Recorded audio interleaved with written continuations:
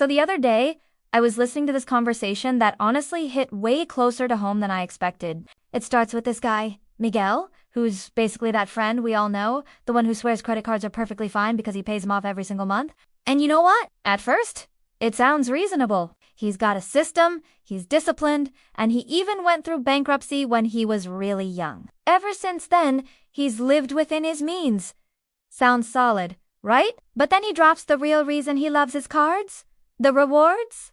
The points? The free vacations? That magical trip to Europe he took with his family where he shaved off for grand just by redeeming miles. And I'm sitting there going, dang, that does sound good.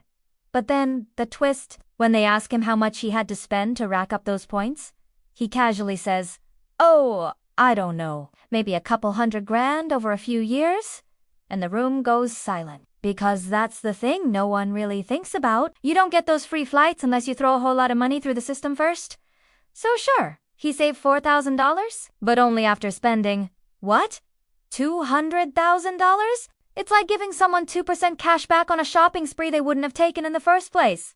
And then there's this other point that kind of sneaks up on you. It's the psychology of spending. When you tap your card instead of handing over your actual cash, something inside your brain disconnects. You don't feel the loss.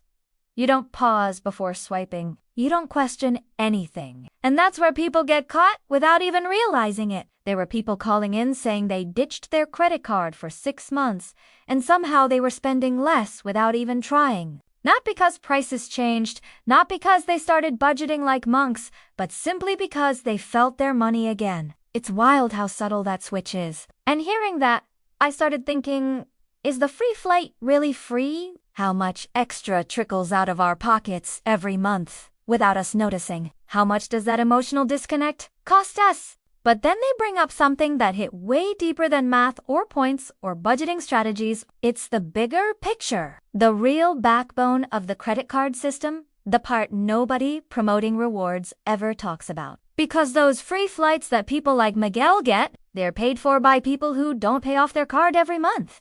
The single mom's drowning in $11,000 of debt, the family's barely scraping by. The people who get hit with 28% interest because they're desperate or overwhelmed or just didn't know any better?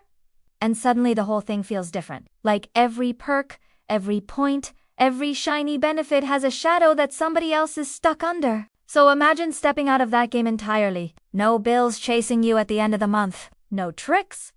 No mental gymnastics. Just paying for what you buy, when you buy it, and being done with it. There's a kind of freedom in that no credit card commercial ever shows. And honestly, that's where the conversation left me, thinking about whether the rewards are worth playing a system built on other people's struggle. Thinking about how much I might be overspending without noticing, thinking about how different it feels to buy something with money that's actually mine, right there in the moment. In the end, it wasn't about whether Miguel is allowed to use his card.